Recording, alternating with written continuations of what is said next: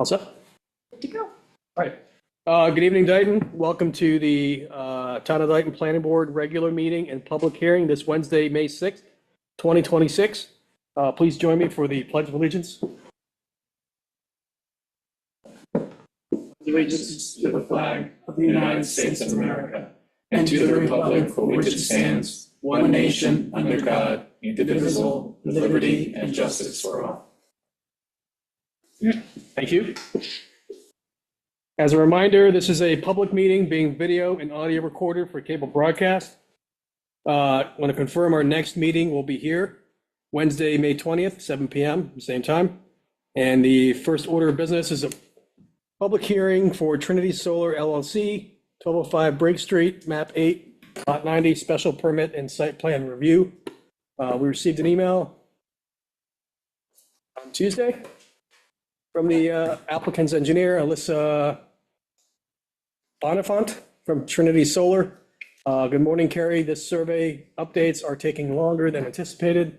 Can we please request a continuance? We can fill out any paperwork needed to request this.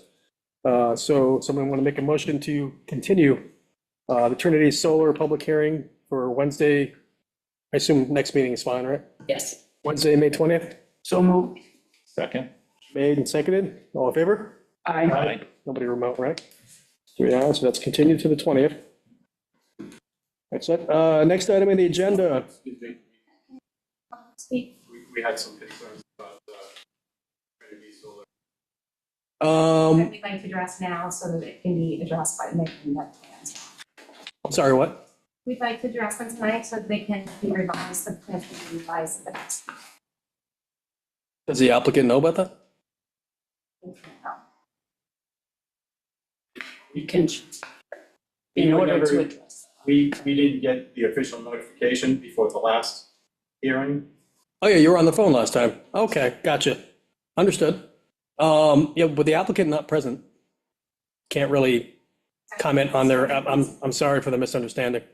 So, yeah, they needed more time to sort out their surveying work on the application, so they have to be present to be able to comment on their project. That'd be best. Okay, so we're not able to ask any questions. You can send the information in preparation for the next meeting. Apologies for the miscommunication. All right, thank you.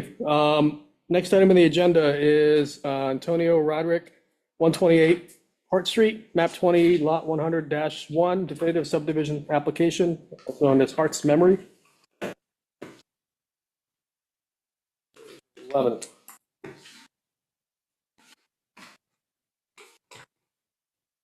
Somebody want to make a motion to open the public hearing? Reopening? Motion made and seconded. All in favor? Aye. Aye, it's 3 ayes. Sir, Hey, good evening. good evening. Tom Morris from ZF Consulting Engineers. So a little over a week ago, we got our first review letter from Weston Sampson. Yep. I kind of just finished today going through everything, making changes, creating a response letter. We decided not to submit, obviously it wouldn't be in time to review it. Right. But we wanted to. You can always, I mean, you can always submit it and we can have it, at least. You could have submitted it before coming, knowing, and just with the understanding or with additional communication saying we don't intend on reviewing this line by line tonight. That would have been fine. You don't have to wait. Okay. We just had kind of a few talking points to go over. Okay.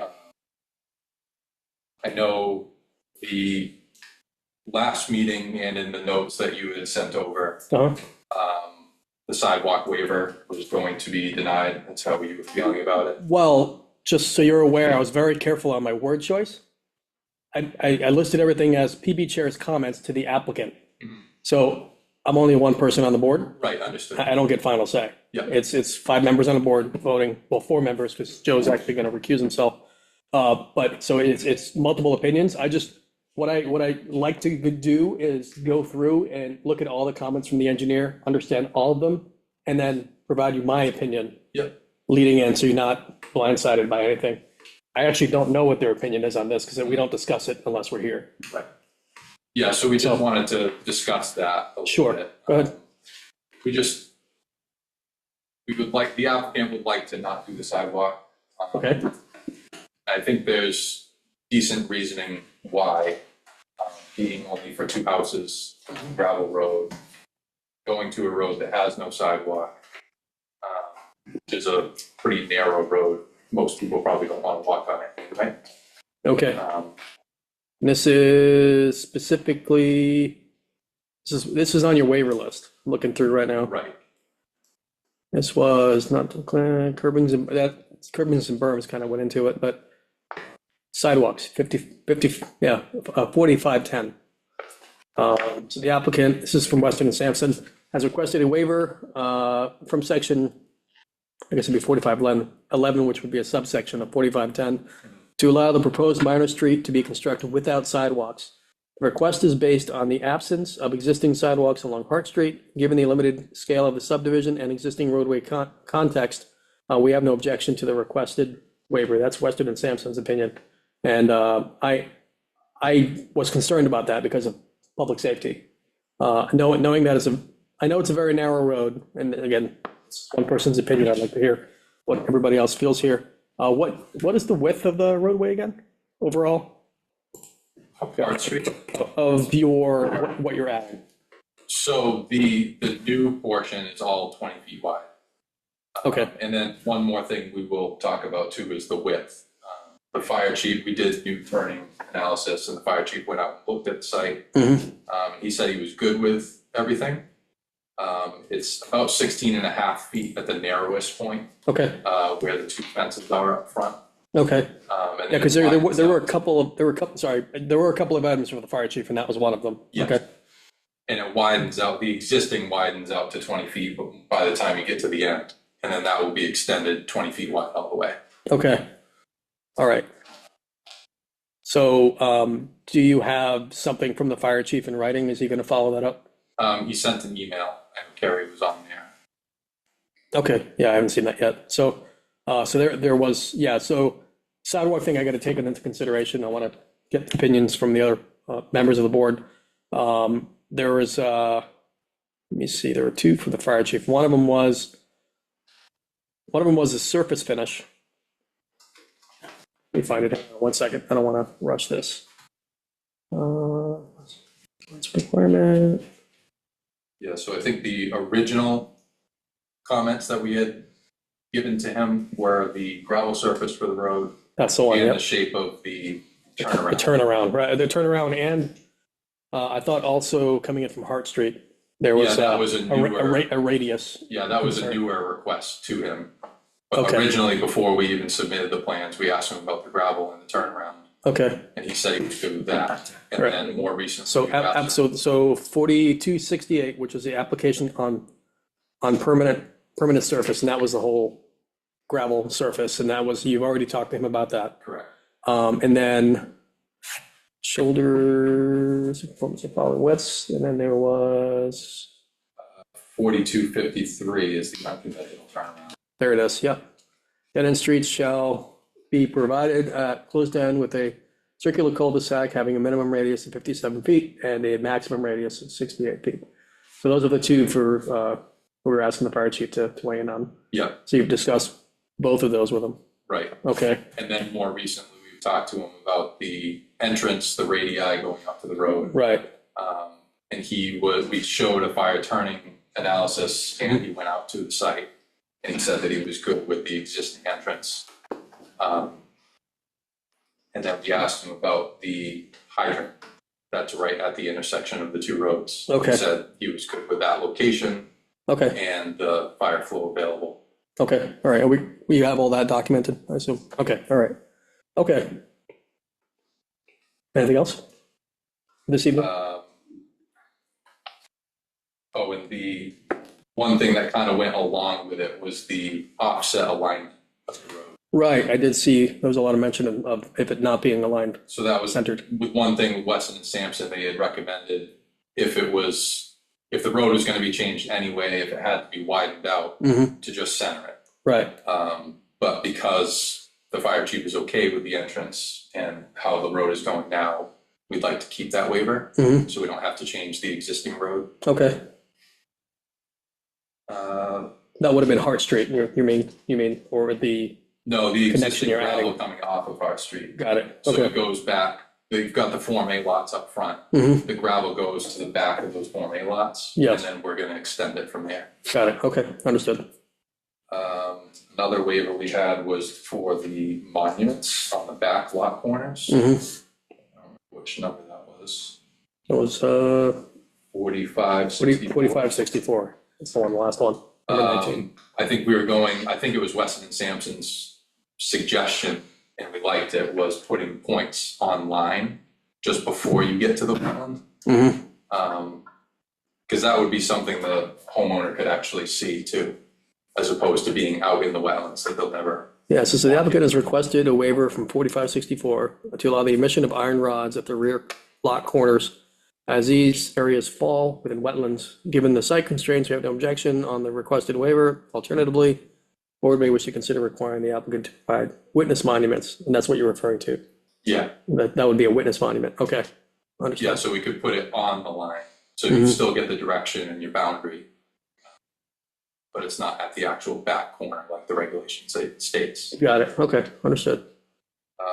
And I think the last thing I wanted to talk about was the water. Okay. We confirmed with the town, Mhm. with the water department, that they were not going to allow the tie-in of that public water service until the moratorium is lifted. I did see that email, yep. So I believe my understanding of the situation is for the subdivision, we can still have the one lot with reduced frontage and area based on having town water. Yes, And they just, basically it's an escrow. You put, I think it was $10,000 in, and then you get, once the moratorium is lifted, you have a year to tie in. this was the first time I was hearing you have to put money in escrow. Because I saw that email, That's done by the water district. it's done by the separately. Okay, all right, yeah, That's why you. so as far as this board is concerned, if you are not able to tie in the water at construction, as long as you have the provisions and everything is in place when the moratorium is lifted, then we're able to use the existing frontage requirements and not require you to have the larger frontage requirements. Right. It's how the bylaws, right? Yeah, so the lot that we were expecting to tie in water, we have the typical frontage, the 175, I think it is. Yep, And then the second lot here, we have the larger frontage and area because we have the existing well that he was planning on using anyway. okay, But they are both physically capable of getting a water service when the moratorium is lifted. And it could come down the right of way. Mhm. No further easements or anything would be required because it's gonna be private. okay. Got it. So I think the biggest question I have for you guys tonight is the sidewalk. Mhm. Kind of gauge if we need to include that or if it's okay to move forward asking for that waiver. Okay, do you gentlemen have any opinion on this? Oh, yes, I do. Okay, Few questions.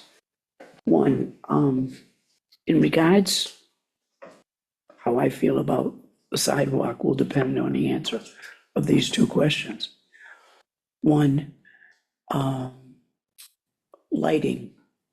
I noticed that Wesson and Sampson had asked, you were asking for a waiver for the lighting.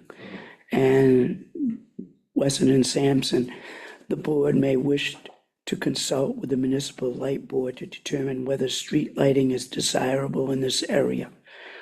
With that being said, did you, and what did they say?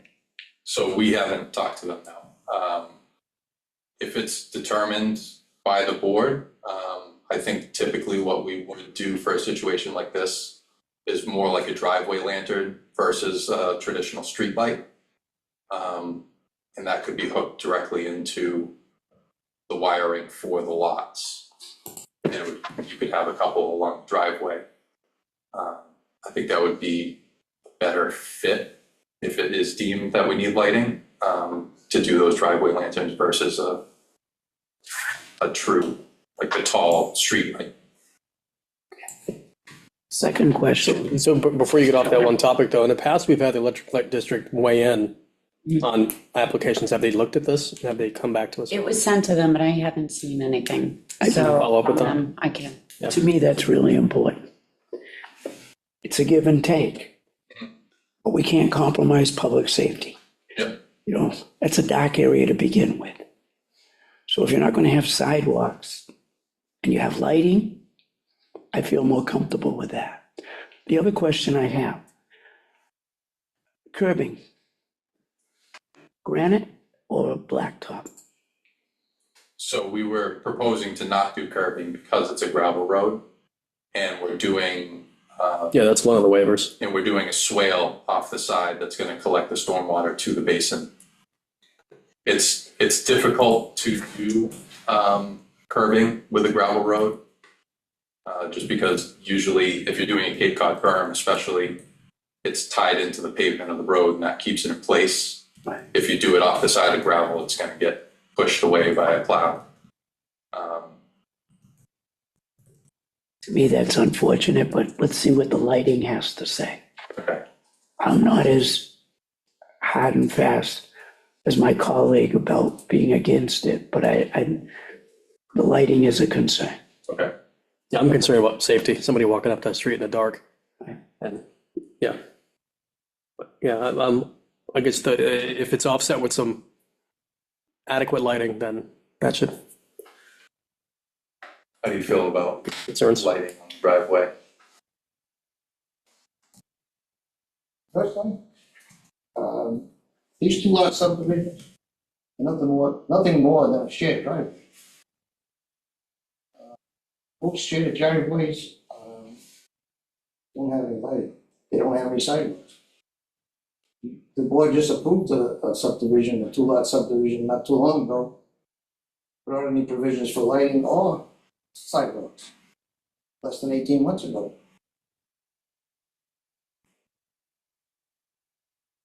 Personally, I don't believe it's necessary to, it's not a roadway that's accepted by the town. It's a roadway that's accepted by an association, which is a two lot subdivision, and it's shared by the two people who purchased the properties. For now. What? For now. I don't understand what that. Well, I mean, they're not going to live there forever. Right. So I'm thinking further down the road. I understand that, like today, right now, that is the situation, but I'm thinking of, okay, what happens when they move out? The next homeowner would become part of the association. Okay, It'll be part of the deeds. So it follows the property, not the owner. got it.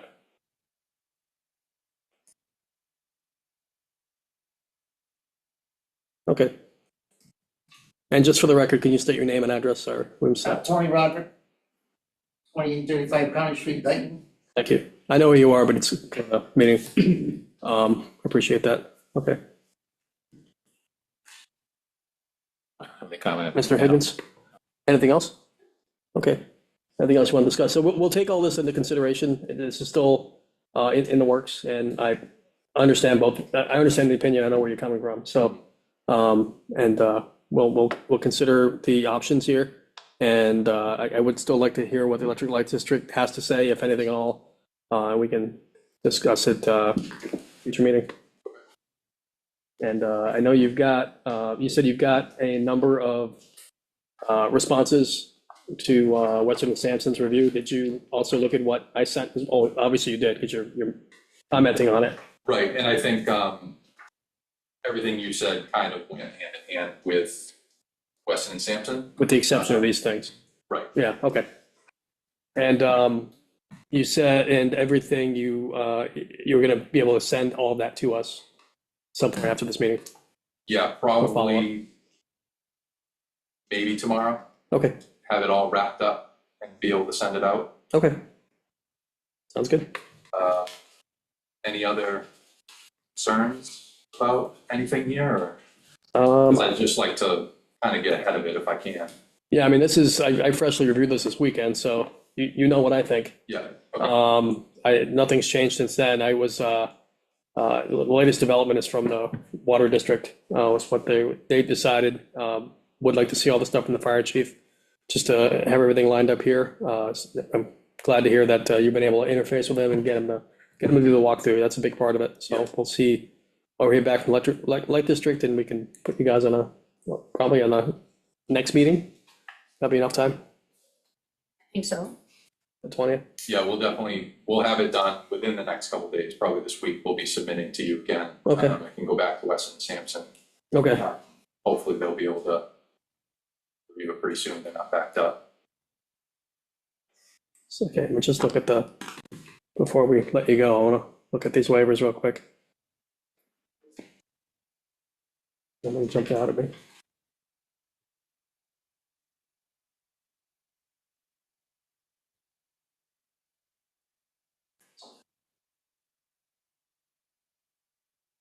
So there was one added. So you haven't seen it on the list yet. It's the width of the road. Okay, So like we said, the narrowest point on the road is about 16.5 feet. okay. So we're asking from 20 to 16. Are you submitting another Form R? Is that, yes, Okay, yeah, we will. okay.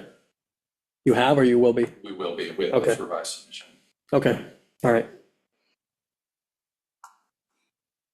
Has the chief weighed in on that? Yes, He's okay with that? yeah.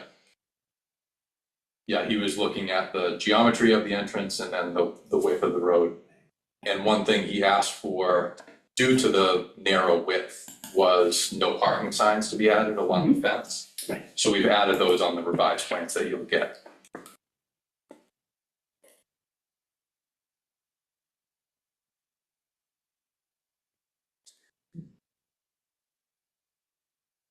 Guess we're waiting to hear back in the tree warden with plantings. No, I think that's it. Yeah, and there are several trees that Tony has planted Mhm. on the property kind of in anticipation of this. Not directly along the road like would traditionally be wanted by that regulation. So that's kind of part of why we're asking for the waiver on it. Mhm. But Oh, notice of intent, have you filed that? we haven't. Okay, That'll probably be coming very soon. Mhm. We usually like to get the first round of revisions done okay.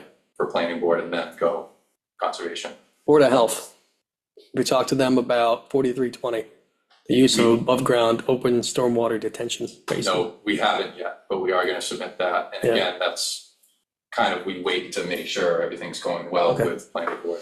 All right, yeah, because I'm looking at that as potential condition, I think would be a condition of approval if this moves forward, because you would have Yeah, to we- run through them. We've asked for that waiver a couple times fairly recently in other site plans. Yeah, I'm very familiar with 4320, it comes up a lot. Seems to be a thing just for construction. Yeah, I don't see anything jumping out at here. Okay, so we can plan to see you guys again here on the 20th. Yes. Can somebody please make a motion to continue the public hearing for Antonio Roderick, 128 Hart Street, map 20, lot 100-1, definitive subdivision application to May 20th? So moved? Second. Motion made and seconded. Any discussion? All in favor? Aye. All right, see you on the 20th. Thank you. Thank you very much.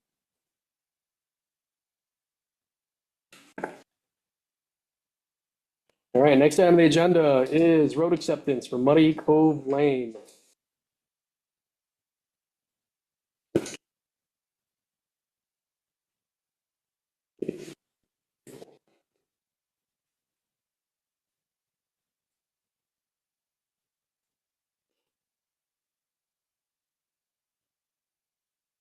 Thank you. Have a good evening. Gentlemen, thank you for having us. I'm Ralph Taplin, Dave from Down Dyke. Okay, I have to read the legal notice first, so stand by. It's I okay. was excited. Me too. I'm like, wait a minute. I know there's something I've got to do. All right, so legal notice, Dayton Planning Board, May 6th, 2026, 7 PM. In accordance with Chapter 40A, Section 11 of the Massachusetts General Laws, notice a public hearing will be held to see if the town will accept as a townway the roadway known as Muddy Cove Lane. All interested parties should attend the hearing. Copies of the plan may be requested by email at Easterday@dayton-mass.gov or by visiting the Town of Dayton Planning Board's website. Any person wishing to be heard on the above application should appear at the time and place designated for the public hearing. And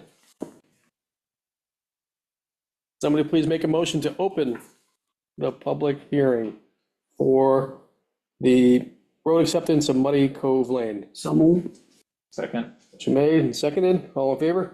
Aye. Aye. It's 3 ayes. Did that backwards today. Thank All right. Thank you again. My name is Robert Tackle, I'm the town administrator for the town of Dayton, and I have Todd Wazicki. Wazicki, I'm sorry, from Beta Engineering. It was a test. It was a test. Yeah. So, we're seeking acceptance of Muddy Cove Lane. This is in conjunction with the reconstruction of the Pleasant Street Bridge. So part of the acceptance process, we were recommended from the recommendation from the Board of Selectmen to the Planning Board, and then recommendation for final approval at town meeting. It is an article on this annual town meeting. So I have the Mylar before you, and I think I would do a much better job of explaining it than I can. I'm just a pretty face. So, Todd Wazicki, Beta Group, on behalf of the town. So, as Rob just mentioned, the acceptance of Muddy Cove Lane was required as part of the Pleasant Street Bridge replacement. Pleasant Street, nor this portion of Muddy Cove Lane were ever officially accepted. And in order to complete the right-of-way process and easements, this is required. Pleasant Street was a county road at one point. I am not a registered land surveyor, but to my knowledge, this process was not required for Pleasant Street because it was a county road, and by default, the town accepts responsibility because it's maintained by the town for county roads that were never accepted. However, Muddy Cove Lane was a private way, so Mass DOT would not allow the right-of-way process to commence without the town having accepted Muddy Cove Lane. So that is the background, and here we are. Excellent. Thank you very much. Anything further for your presentation? That is it. That's it. The Mylar, picture's worth 1,000 words. The stamped Mylar, that is it. Okay. Gentlemen on the board, any questions? Yes. Yes. Have you researched as to whether or not there are any encumbrances or liens on that private right-of-way? If there's any liens on it, Or to my any, knowledge, no. I can follow up with my surveyor. But I would say to my knowledge, I'm the project manager. And I'm deals with subs, so to my knowledge, no, we have not seen if there's any liens or outstanding liens or loans. I know through the process, they've done title searches and nothing really has come up. okay, Yeah, so a title search was done. Perfect, yeah, that's underway now, great. yes. Mr. Higgins? No questions. No questions. Okay. Hearing no questions, I don't have any questions either. Seems pretty cut and dry to me. Anybody want to see this? Good. Okay, thank you. All right, so, at this time, there's no questions. Do we have any public input or on Zoom? I think we're by ourselves on Zoom. Anybody here have any questions or comments for the town at this point, for this road before we proceed? All right, hearing none. Any further deliberation? Yes, actually, in the motion, could we put stipulation subject to successful completion of a title search? In case there comes back something surprising. So is our motion this evening a recommendation towards town meeting, or is it a requirement for acceptance on our behalf too? It's a recommendation. Recommendation to the Board of Selectmen, So right? the condition may not really apply that you're Okay. referencing. Recommendation to the Board of Selectmen. You can submit a recommendation with that. Yeah, okay, yeah. We can have a condition on the recommendation? Well, shouldn't be a condition. It would be a, Subject to. or even just a advisory. I'm trying to think of the right word. Advisory, yeah. Advisory. I would say, I will add that as part of the project, the title searches and appraisals are being done on the properties where there's easements being taken, temporary and permanent easements being taken.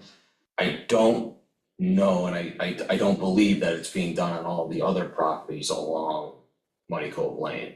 So if you're putting in that condition, that's triggering another set of tasks to be done.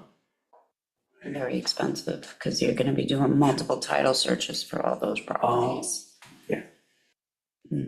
So we are It's doing. well outside the scope of this, I think. Mm. Right. I'm sorry, sir, go ahead. Well, I was gonna say that I was Opens just. up a can. The town is actually spearheading that effort and doing the title searches and appraisal. Like I said, it's only on the properties where we have temporary and permanent easements. Okay. Probably just to be a little clear, sorry, is that the recommendation is that the board is looking at the road and saying that everything is okay. As far as the administrative stuff for money's owed and everything, that falls under the board of selectmen. Okay. Thank you. Okay. All right. If there's nothing further, get a motion to close this public hearing for road acceptance of Muddy Cove Lane. So moved. Second. Motion made and seconded. And at this time, I'd like to take a motion to recommend the acceptance of Muddy Cove Lane. So moved. Second. Motion made and seconded. All in favor? Aye. Aye. That's 3 ayes. Thank you. Thank you. Easy. Thank you very much. All right. Here, I'll bring it to you tomorrow, so you have it tomorrow. Yep. You have a nice day. Good night. All right, so I'm going to recommend we take the next items out of order. We have a number of Dayton zoning bylaw amendments. Good evening. And I think I've got to read the whole thing first, right? This is a public hearing for all of that. Or Overall, hang on. It's because that's 24, gonna be.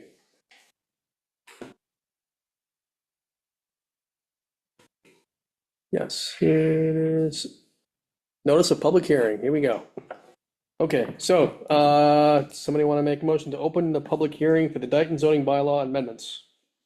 So moved. Second. Motion made and seconded, all in favor? Aye. Aye. Doing it in the right order this time, look at that. Town of Dayton, notice of public hearing, Wednesday, May 6th at 7 PM, Town Hall, lower level. In accordance with the provisions of Chapter 40A, Section 5, Mass General Law, the Dayton Planning Board will hold a public hearing to review and receive public comments concerning the proposed amendments to the zoning bylaws adopted June 9th, 2025. The proposed amendments are identified below in terms of subject matter. The item designations given have been assigned by the planning board for the identification purposes only. Article numbers will be subsequently established by the selectmen for the warrant. And there's 4 items on there. One of them is the solar moratorium zoning bylaw. Item 2 is for the conservation subdivision zoning bylaw. Item 3, Kennel residential zoning bylaw. Item 4 is a floor area gross zoning bylaw. Copy of the complete proposed text is available at the office of town clerk or the planning board at Town Hall 979 Somerset Ave, Dayton, Mass. During regular business hours. Copies of the proposed text may be requested by email at keasterday@dayton-mass.gov or by visiting the Town of Dayton Planning Board's website. Any person interested or wishing to be heard should appear at the time and place designated for the public hearing. So I'm going to recommend we do the item number 3 first, the residential kennel. Since you're present, could you kindly step forward, state your name, and I guess because you're here for the town, you can say what you're representing. I am the ACO in the town of Dayton, And your name is? Stacy Berry. Thank you. All right. So, because of new Ollie's law, there are some things that we have to clean up. Under 4730, Mhm. we're asking that we strike kennel out of animal clinic or hospital, strike kennel out of that, because no longer do you need a special permit from the planning board. Because 2 years ago, we made it a matter of right, as long as you have, 35,000 square feet, whatever it is for a normal house lot. 35,000. Yeah. Yep. So you no longer need to do that unless you're less than that, and you need to, and that goes through the Board of Health. Okay, so you're also striking out, you're replacing 4 with 5 At, on the kennel residential? I guess I'm jumping ahead, sorry. you're jumping in. Yeah, go ahead. You continue, sorry. I want to interrupt. So we're asking you to take kennel out of it, because no longer they need a special permit for a kennel. Got it. And then in kennel commercial, we're asking to strike 4 dogs or more. Because the kennel license, the commercial kennel license now, it doesn't have a number. Because they want a lot of people that have grooming facilities, boarding facilities, even if they're just taking 2 dogs. Oh, so this is definite, so we Yes. skipped down the glossary. I got it now. Definition, sorry. Got it, okay. Because now, they want you to inspect all those places that we didn't have to inspect any before, Mhm. if they just had 2 or 3 dogs. Now they're saying it doesn't matter in a commercial setting, which is your groomer. We have a groomer in town. He doesn't usually have more than 2 dogs in his facility. He needs to be inspected. We have daycare kind of thing up on Main Street. She can have up to 6 dogs at a time. She doesn't usually, but she needs to be inspected. So Mhm. that falls under commercial, not residential. Okay. Kennel license, I feel that that's sort of redundant. Because we got kennel commercial and kennel residential. Mhm. We're asking just to strike all that, the kennel license thing. So the word, I don't see kennel license anywhere. I have, under kennel commercial, I have kennel license, is that not there anymore? Not here. Oh, No. there you go. Because I have a piece of paper that says it is. Yeah, the only thing that I have striking out in the definitions is you're getting rid of the word kennel, because you already got rid of it up in the main body, under 4730. And then under kennel commercial, striking 4 or more, so it just says a commercial establishment in which dogs are housed, groomed. There's nothing about license there. Okay, because, and then kennel residential, it has to say 5 or more dogs. Okay, yep. Yeah, so you're striking out 4 and replacing it with 5. And it's a matter of right, the location of the proposed kennel has a minimum lot size of 35,000 square feet. None of that's changing. No, none of that's changing. Okay. And then you're also getting rid of the note. Where's that note located? Is that also in the, I have it underneath Definitions? the kennel residential, I don't know where it is. it is, yeah. It looks like it's part of the glossary as well. You're striking out this section does not apply to properties with 3 dogs or less. Correct. Okay. That's the definitions and the bylaw, and then looks like in Appendix A, you're just striking out the word kennel. Yeah. Under number 4. Yeah. Otherwise, and it says here, special permit for residential. So those would be Those are not changing. dated, Isn't that wrong? right? No, we don't need a special permit for residential, it's just because of the new bylaw that says that it's a matter of right. Yeah, but that's not changed here. It should be changed. So we should. So under number 4 of the use regulation schedule, you would like animal clinic or hospital, striking the word kennel, Correct, another residential, special permit, strike that. so it should say yes. Or is there a by right designation? Well, That's we're not saying commercial animal, use, though. we're not saying. No, this is animal clinic or hospital. Right. Never mind, that's still special Right, permit. those are the special permit, it's just the kennel has to be removed from there. Okay, in that case, this is correct. Yes, Just checking. I just wanted to make sure I wasn't missing something. Because it still says special permit, but that's for the animal clinic or hospital. Right. correct, Nothing to do with having dogs. yeah. Got it. Is that all? That's it. All right. Okay. Gentlemen, any questions, concerns, clarifications required? I'm looking for a So what determines a commercial kennel, number-wise? Nothing? Nothing. So if somebody in our town is breeding dogs, Right. and they have 2 dogs, a male and a female, and they're making money off of that, that's a commercial kennel. So if they make money, who You should have a business license. Who finds out, who, is in I charge? usually find out, because somebody says, usually somebody will call me and go, I just talked to so-and-so on Summit Street, they have puppies, what do you know about them? That's usually how I find out, or they put signs on the street. Well, that's when they're doing something they shouldn't, Right. but normally they would have a business license and be operating in that way. Normally you would if they're doing what they're supposed to do. If they're on the up and up, yeah. And just to clarify, the residential kennel, I remember several years ago, town meeting, there was a big debate about how many dogs you can have at your home. But this is being, not, well, I say overridden, it's now, there are now state regulations as a result of Ollie's law that define this. Yes, And define the right of, yes, so by right. Right. So we're just coming into alignment with that. correct. Correct.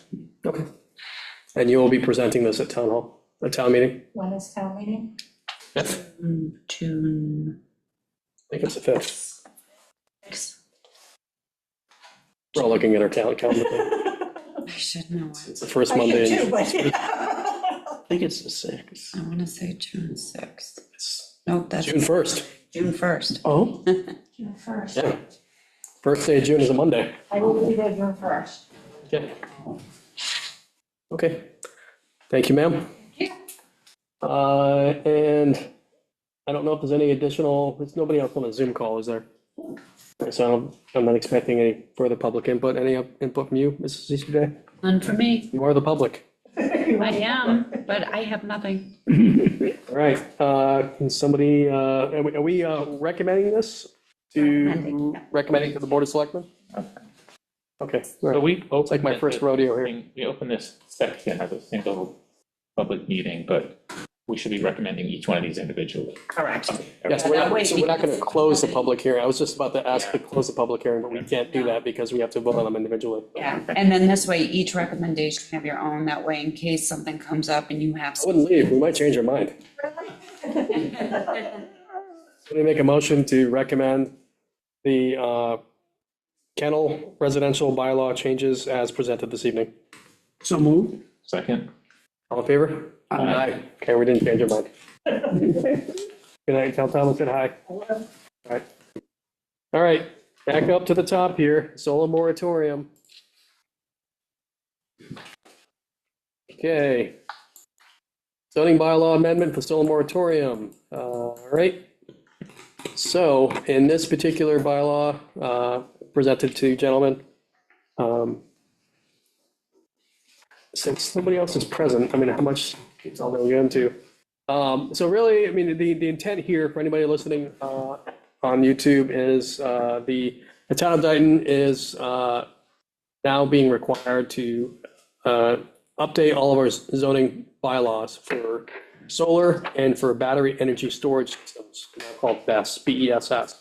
What the town of Dayton is proposing, what this body is proposing that I put forth to be voted on by the town of Dayton and hopefully approving on June 1st is to put a pause in place for large-scale solar electric installations and battery energy storage systems in the town of Dayton for 2 years. What that's going to do is that's going to give this body enough time to get all the laws, all the bylaws updated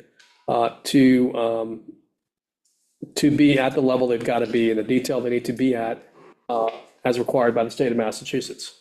This does not affect, and I want to be very clear, does not affect roof-mounted or small-scale ground-mounted solar electric installations. So roof-mounted is under section 4621, and ground-mounted is covered under 4631B. So this does not affect that. This is only a temporary moratorium for the reasons set forth, notwithstanding any other provisions, zoning bylaws. To the contrary, the town hereby adopts a temporary moratorium on the use of land and structures just for large-scale solar electric installations and energy storage installations. So we don't use BESS, we don't use BESS right now in the town bylaw. That is one of the small details we want to change just to get our, much like the the kennel law, we want to get ourselves in alignment with the state laws. And that is the Reader's Digest version of what we have here. You guys have any questions? I mean, you have the language in front of you, but please go ahead. And nowhere in this document do I see the phrase 2 years. Because temporary, in Taunton, temporary police station was 20. So I like the idea of 2 years, but I don't see it in this document. Did it fall off? Authority and purpose, and yeah, it says right there, yeah, temporary moratorium. Moratorium shall be in effect through June 2028. It's a sentence in paragraph B. So it's from June 2026 through June 2028, so 2 years. During the moratorium period, the town shall undertake a planning process to study, review, analyze. So it's that part of that paragraph. It doesn't, yeah, you're right. It doesn't specifically say 2 years, but we wanted to give a definite end time, and that was June of 2028. Thank you. No problem.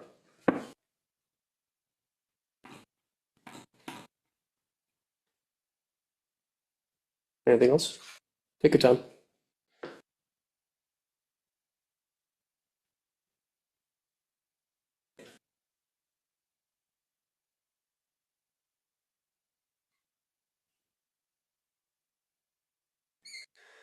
Now you're excited about the next one.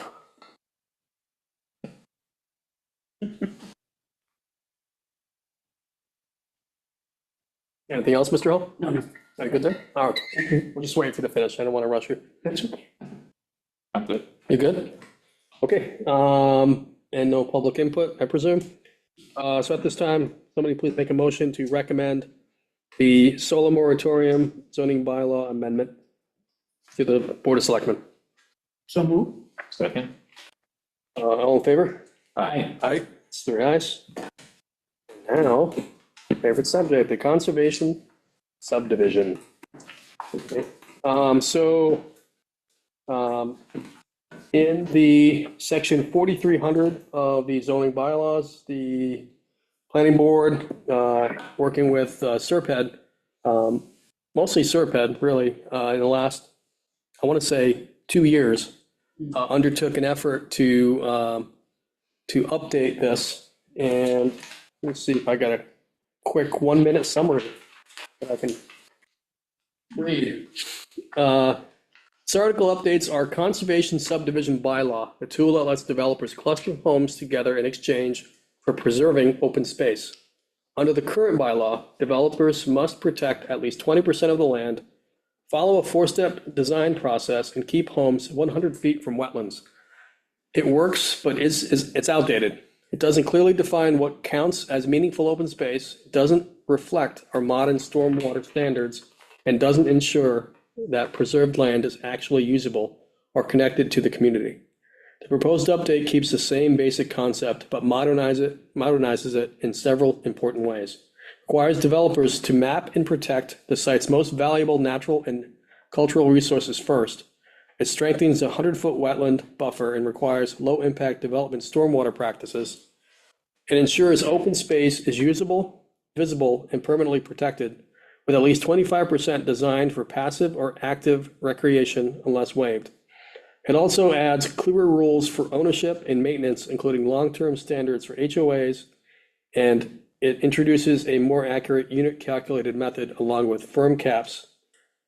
This is what you wanted to discuss, with no more than 40 units or 60 if affordable or senior housing is included. We want to talk about that tonight because we want to make those adjustments.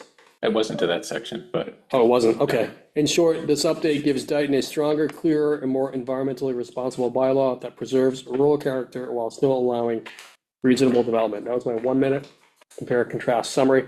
And Dan, I know you had some adjustments you wanted to make on what was the final that was proposed by Serped. Yeah. So if you want to go through those. really it was just 3 things. One is under 4330, ownership and maintenance, where it says, currently the required open space shall at the owner's election be conveyed to one of the following lists: the town, a nonprofit organization, or an HOA. And I would like to insert in there, the required open space shall at the owner's election and with approval of the special permit granting authority be conveyed. Okay, So I think it's just a discussion. It's not simply the developer saying, I'm doing away with it, it's going here. It's, back and forth of the two parties agree that this is how it should best be disposed of, or, HOA, the town, nonprofit, et cetera.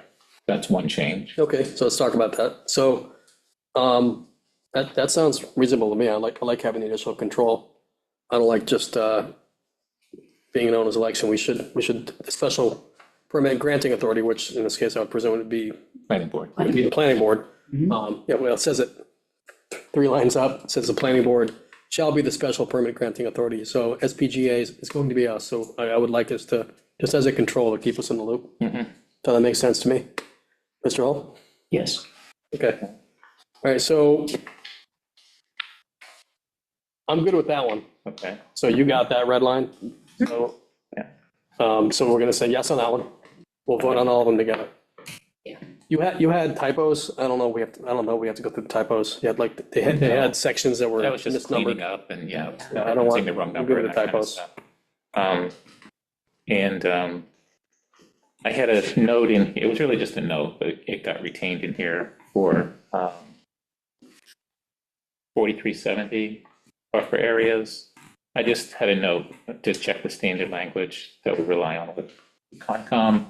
So I reread it, and it's kind of, this is exactly what we say elsewhere in other places, so it's fine. I just want to make sure that they get carried forward into the warrant. So what are you recommending?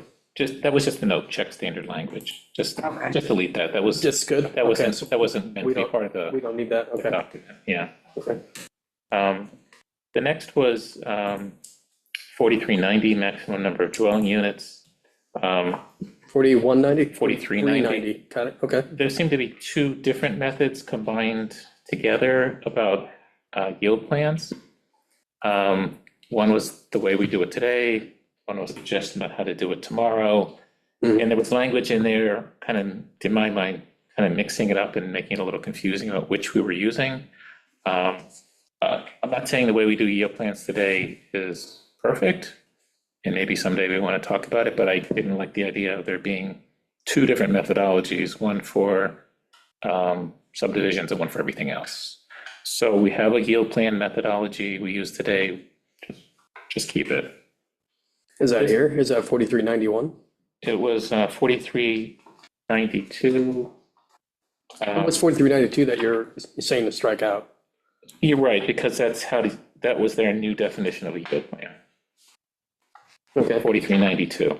Got it. So I'm saying just remove that, and we have a definition of a yield plan that was kind of already referenced at the top of that section where it says the maximum number of units shall be no greater than the lots which would reasonably be expected Where are you reading? under 4390. Okay. It said, and this is the current language, the maximum number of dwelling units allowed shall be no greater than the number of lots which could reasonably be expected to be developed upon that parcel under a conventional plan. That's what we say today, just keep that language. Oh, you were saying, that implies a yield plan. So, That applies a yield Yeah, plan, yeah. and then later they have a definition, and it's like, that's different. Like, well, which is it? yes, I don't know, Lenny, I don't know if you're familiar with the terminology. So when somebody comes to us with a conservation subdivision, they start off by showing us what it would have been if it was conventional. Correct. And then we looking at one versus the other, and that is the yield plan. That's the, Maximum number of dwelling units allowed shall be no greater than the number of lots which could reasonably be expected to be developed upon that parcel under a conventional plan in full conformance with all zoning. So if they come along and they said with a conventional plan, it would have been 50 homes. Well, when they come and present this, that's the maximum. So they can do whatever they want with conservation. Subdivision, the number's still 50. That's what that means. That's the top. It doesn't have to be 50. The top end is 50. that's the top end. Top end. Yeah, because it's what it does is it limits, in my mind, I'm guessing this is why that's that way, is it limits the strain on the town. You're still doing the same number of units, but you're doing things doing things with the intent of conserving open space and conserving undeveloped land. without putting additional strain on the services in the town. Had you just done a convention? Right. That's my mind, that's the motivation. I don't know if you, that's kind of the, I've never seen that written anywhere, that kind of is what I'm thinking. No, what I'm about to say, I'm struggling because of my role on another board, open space. Okay, And I think you heard from open space about their concerns about wetlands being included in the 20% open space requirement. That is actually well addressed in here, those concerns, I think, under, okay, so before we do that, let's just, I want him to show you that, because that is in here, we spent some time saying that shouldn't count. Oh, okay. So I am good with striking, so you start off with all special permit approvals are further subject 40, so you want to get rid of all special permit approvals are further subject to absolute cap stated in section 4383, which I think is a typo. It means 4392, right? yeah, So, and then that gives you another calculation, and you wanted to get rid of Get rid that of that second calculation. 4392. Yeah, that's fine. Okay. I don't have any concerns there. And what do you do in the paragraph below there?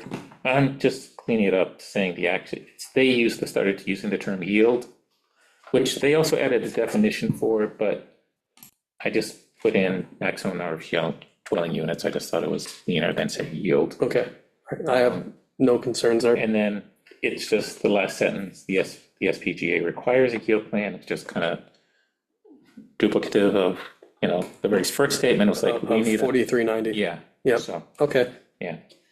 So just for clarification, for section 4391, you're striking where it's stricken, right?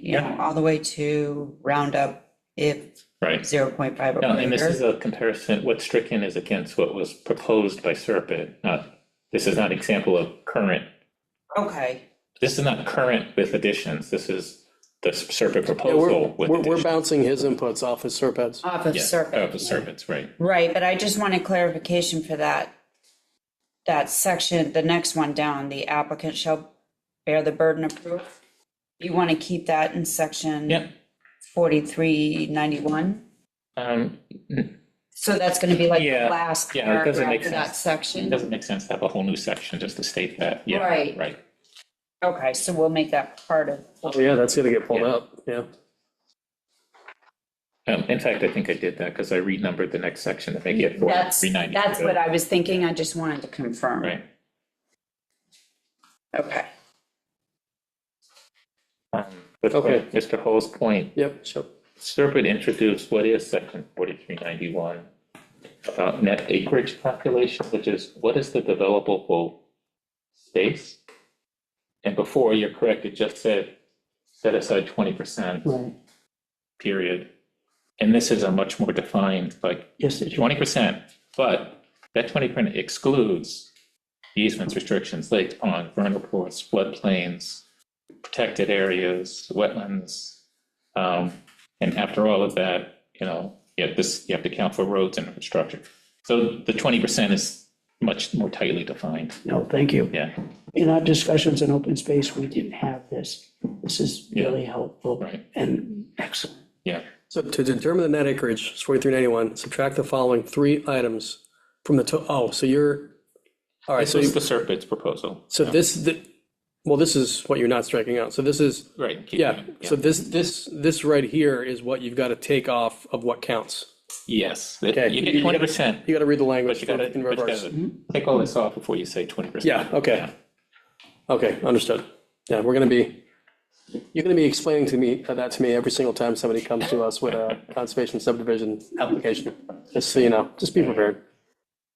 He'll have his standard statement ready to go. Print it and give it to me. Yes. Read this. Oh, yeah, that's right. Then the last revision of the Serpent proposal, not a.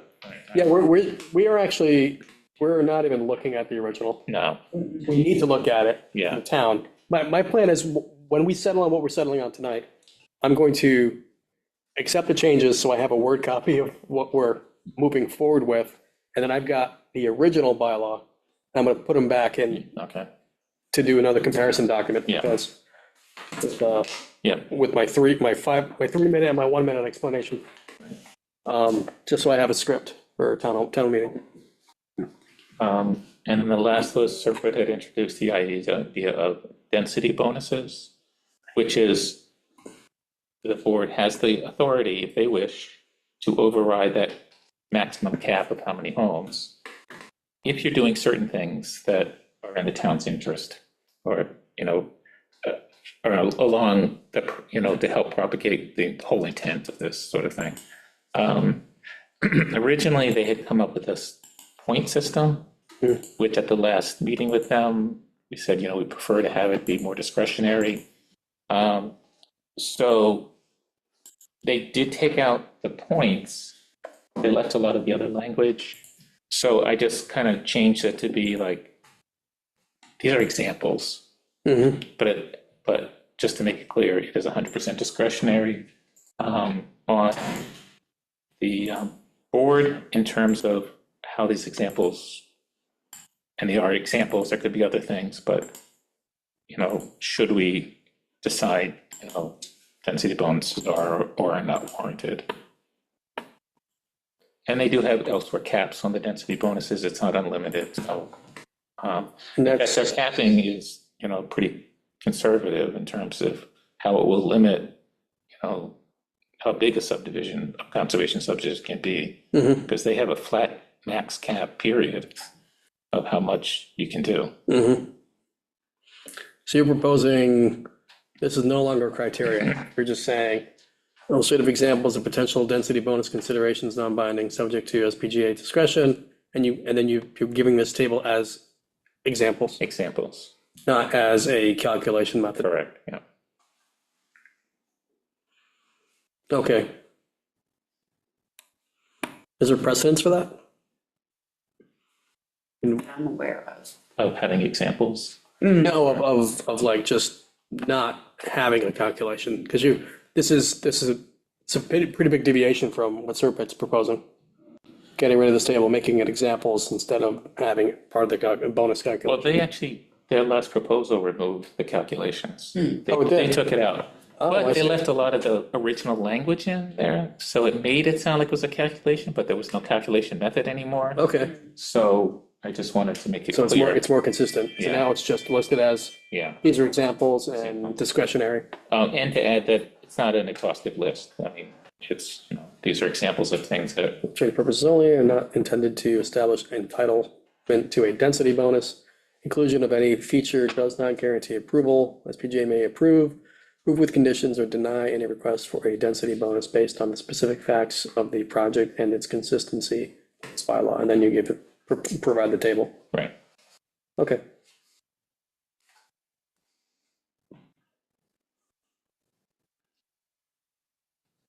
But I think overall, with a couple of changes, the proposal as it came from Serpent was, very well done, and a big improvement. Yeah, this was a big undertaking Mhm. on their part. And then on the glossary, you said you want to get rid of the words yield calculation. I mean, unless we're going to start using it as a terminology and elsewhere in the bylaws, I just didn't see adding it, but it doesn't hurt to have it there, just, I don't we know. just don't say it. We don't say it, but we say the words all the we time. say the words out loud, but I remember going to the bylaw, going, where is this? And then it was really just a definition. What does that mean? Yeah, We've called it a yield plan, but plan, but you won't find those words in the bylaw. no. And other cities and towns call it other things too, like conceptual plan, or something to that point. It has different terminology. Okay. I like you plan better. Yeah, I like yield plan too. Doesn't Our hurt to have council that. refers to it to something else, and I'm like, what? And he's like, the yield plan. I'm like, okay. Okay. He did have a different word for it, didn't he? Yeah, I wanna, Phrase. it'll come to me. It's not bad to have it. No, it's not. If it's not going to be in our actual language, I just didn't see a reason. There's no for it, reason. but, yeah, It's not in the document anywhere. Then we can strike it. So I would say strike number 6 and then renumber everything. after that. Okay. So based on everything you said here, Dan, I have no objections to any of this, so, and I don't know, Mr. Hall. No, that was, I expressed my concern, but it was addressed, so thank you. All right, so, so with what Dan's proposed here, I'd like to make a motion to recommend the conservation subdivision bylaw revision as edited by Mr. Higgins to the Board of Selectmen. So moved. Second. Motion made, seconded, all in favor? Aye. Aye. Thank you very much, Jen, nice work. Yes. Thank you, Microsoft Compare. I made it so easy, didn't it?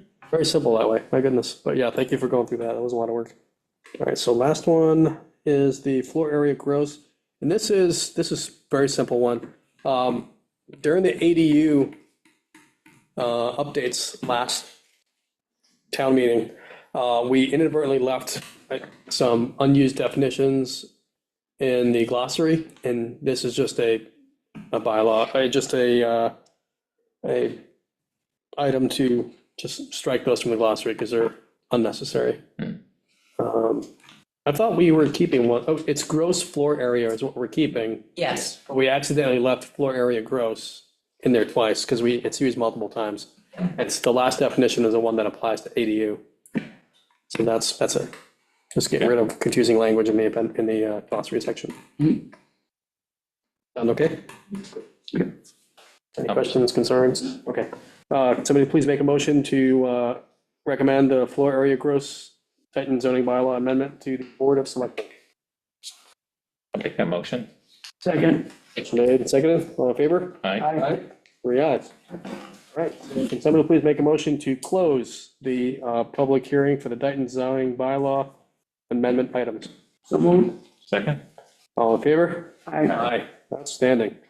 All right, next item on the agenda is approval of meeting minutes for April 15th, 2026. Can somebody please make a motion to approve those? So moved. Second. All in favor? Aye. It's 3 ayes. This is Easter Day. Is there any correspondence? None. Any additional public input? Hearing none. Can somebody make a motion to adjourn? So moved. Second. All in favor? Aye. Good night, Dayton. Good night.